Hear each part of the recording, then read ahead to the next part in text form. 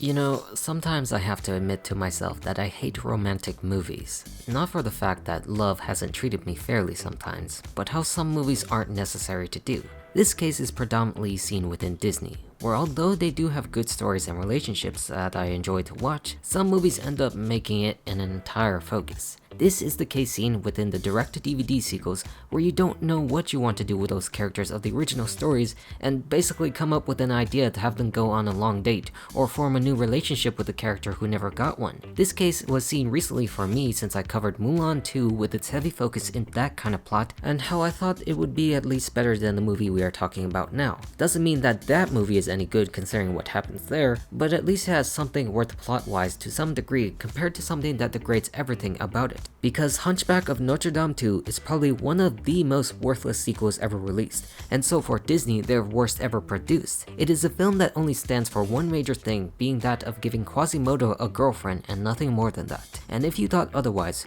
you better double check this movie and the original and notice how completely different they are in tone and their overall themes. Because Hunchback is a story of monsters and men, finding goodness in people's hearts, or the darkness if they choose to abuse their power. The themes of religion, physicality, persecution amongst other things that makes it the darkest masterpiece that Disney has ever produced. While this one is just going on a date and freeing themselves from the circus. Like, you can never find something more insulting than a film that purely exists for romantic relationships when it turned out to be never the point at the end of the original, reminding us that he didn't get the girl that he wanted who loved someone else, but got the love of the public and accepted that. Sure, you might say it's harmless for him to just get a relationship, but this film just doesn't scream to be necessary one at all. Instead, it represents the case against sequels with how far you can go for some ideas to the point that you're just making a filler short, which is truly the case for its animation being literally the worst out of all their direct-to-DVD sequels to date, and I mean that. Saying this point because of the fact it came out in 2002, and the film's quality is only about on par with the first sequel of Return of Jafar being released back in 1994, which is almost a decade before this one got released. Or if you even go back to 2000 with the extremely goofy movie The Little Mermaid 2, Cinderella 2, and Lady and the Tramp 2, this animation is just absolutely terrible. It's like they made this way as a serious admission of what kind of movie it was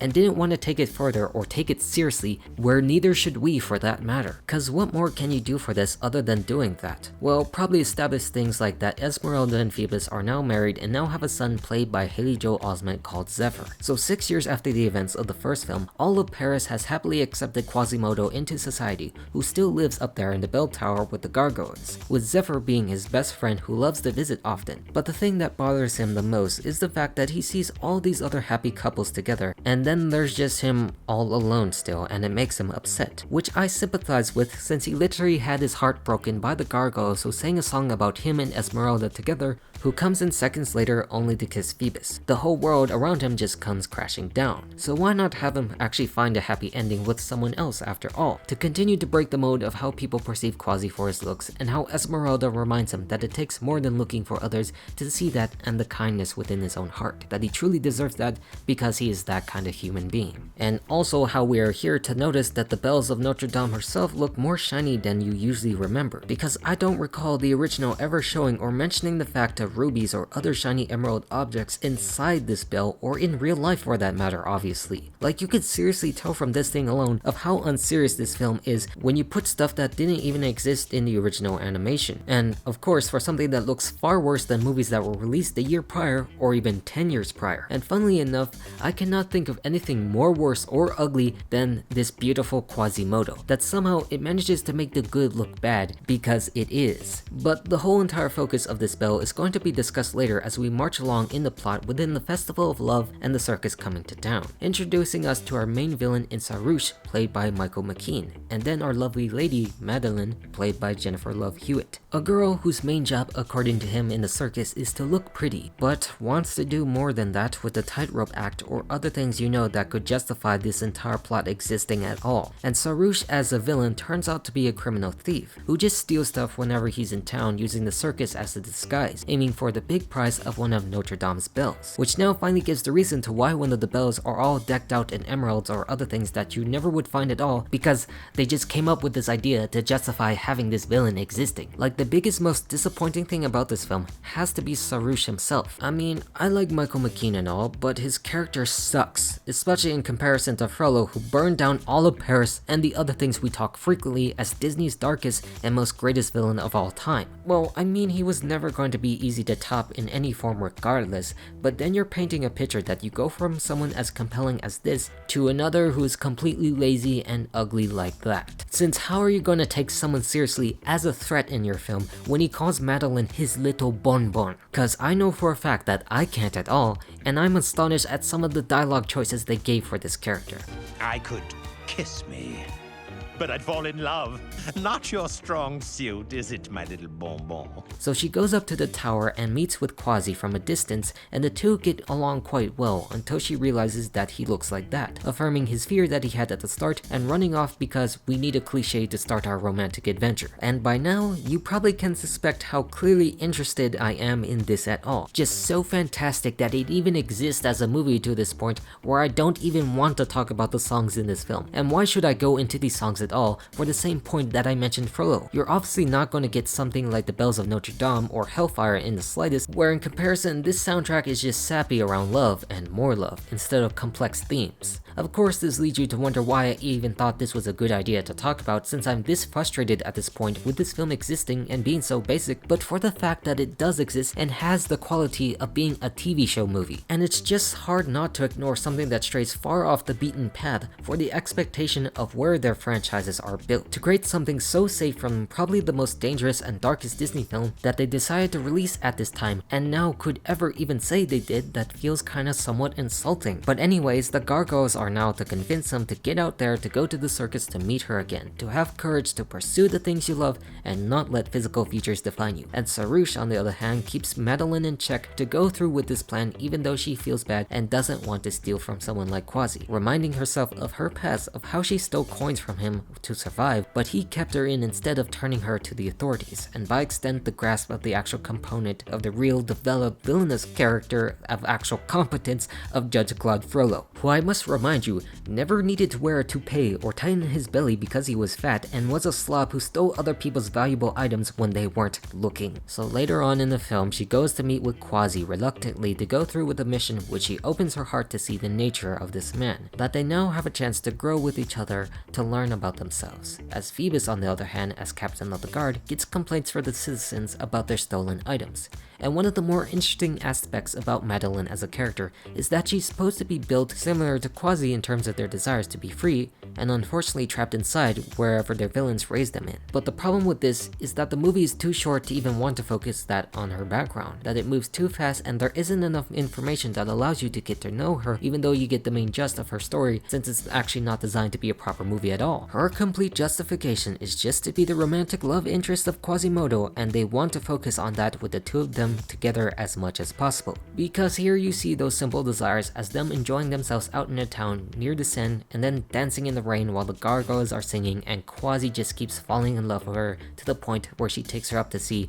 the La Fidèle bell, the one that she must help steal, also seeing her own boss's reflection inside the bell, reminding her of her task. And also where I must remind you all that such a bell cannot work or exist in the real world. Just very convenient that it even does exist at all to continue the plot forward in the story, when in the original they never even thought about drawing up a bell made of gold that is adorned with jewels on the inside. This is the least sensible thing that they've ever done up until this point that doesn't even make sense in the Hunchback world standards. And I just question how all of a sudden she decided to show up at all, or even was figured out to be adorned in these features in the Hunchback universe, when you research how that's not even possible or necessary to do that. Like, oh, here's a brilliant idea. Let's put stuff in a bell that won't make it work at all in real life so our villain can do something of value. You see? It just doesn't make any sense. But at least the relationships are being built in this scene, where you understand the characters are trying to be built out of kindness to properly understand the world that they live in. But tension starts to arise when Phoebus actually makes the assumption that the circus is responsible for the criminal theft occurring in the city, and suggests that all parties like Madeline herself could be involved. Yet, because we're in a love story, everyone decides to ignore him for reasons until we get to that point that you know has to have something of worth of value for the film even continuing rolling on. So Sarouche in this instance starts off to threaten Madeline with quasi-safety unless he could get to La Fidèle successfully, being sexist to her still, calling her a trinket amongst other things that makes her go with the plan, and of course to make him a remotely detestable villain by any standard. This is also where he talks to Phoebus as a distraction to Madeline's behalf by admitting that they stole stuff, but you know, it's her fault and she can't help herself. And the more you see him as a character, the more you start questioning, is this the best that they could have come up with? Is this even worth talking about compared to Frollo sniffing Esmeralda's hair? Were they against him burning down all of Paris? Like, ooh yes, I am interested in this guy who revels in trying to steal a scientifically impossible bell to enrich himself and the apparent inaction of the gargoyles to do the most ineffective things, or they just steal it instead of actually existing as characters because they apparently do exist instead of being figments of own Quasi's imagination. Like the beginning of this film reveals that they are living, breathing creatures as much as anyone else, where by that logic, if they were smart enough, they could have used their abilities as living, breathing gargoyles to scare off the others from ever even attempting to steal the bells, but they do the most stupid things to drag another bell to the ground, but that didn't even work because, you know, reasons of the plot. I mean, the rules of this universe are so inconsistent at times, just so they can have tension to break the romance for a time because she lied to him and broke his heart, to cause some sort of conflict because that's what all stories need, but can't stop right now because Zephyr decided to chase the criminals down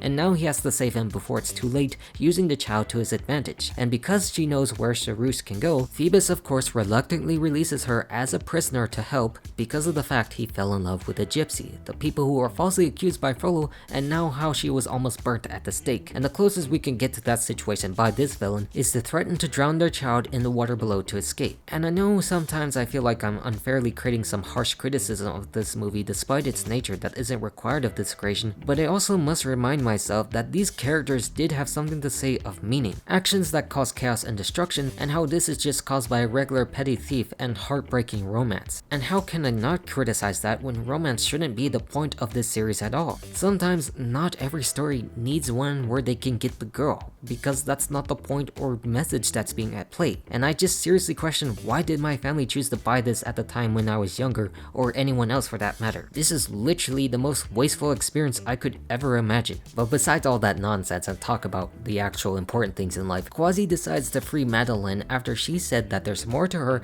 than what she is, rather than focusing on the mistakes of trusting people like he did with Frollo, where she does face her fears and does what she dreamed to do, walking along the tightrope and successfully grabbing Zephyr. And that finally leads to our tragic villain's defeat, who values his face more and gets sent to prison, pleading to perform at birthday parties. A very compelling scene compared to the likes of a man who gets physically dragged to the representation of hell by the spirits above. Wait, we can work this out. Did I mention I do birthday parties? Predictably predictable, I say, where the festival continues on celebration with people exclaiming who they love. Like seriously, this ending is just everyone getting a relationship. Even the horse does, and whatever this is supposed to be. Like them all saying I love X person, just fully reminding you what this film was all about in the meaning from the beginning. Compared to all the other films, this was just an exercise in attempting to merchandise the Hunchback of Notre Dame, literally having less to talk about as a film that could be expected because it already figured itself out within the first few minutes of its film, never wanting to say more or less by its actions,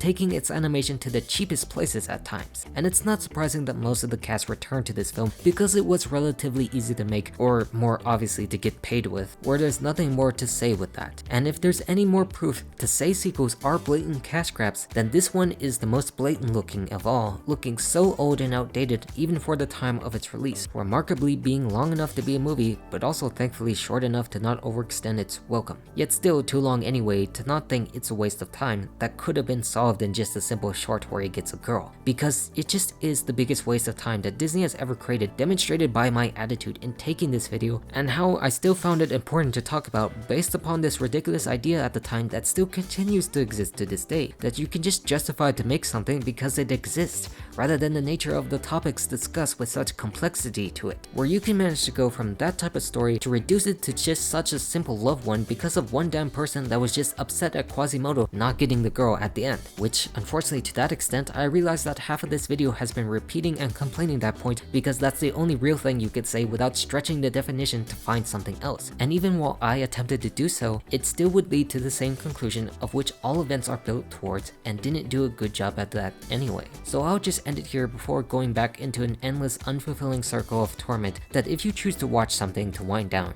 Just don't ever pick this one, because that will be the biggest mistake of your life, where instead, videos like this are just to remind yourselves that this was based upon a film with the most complex and darkest themes that Disney could ever tell about in their form, where the human heart could lead, and that you should watch that instead. And I'm all done.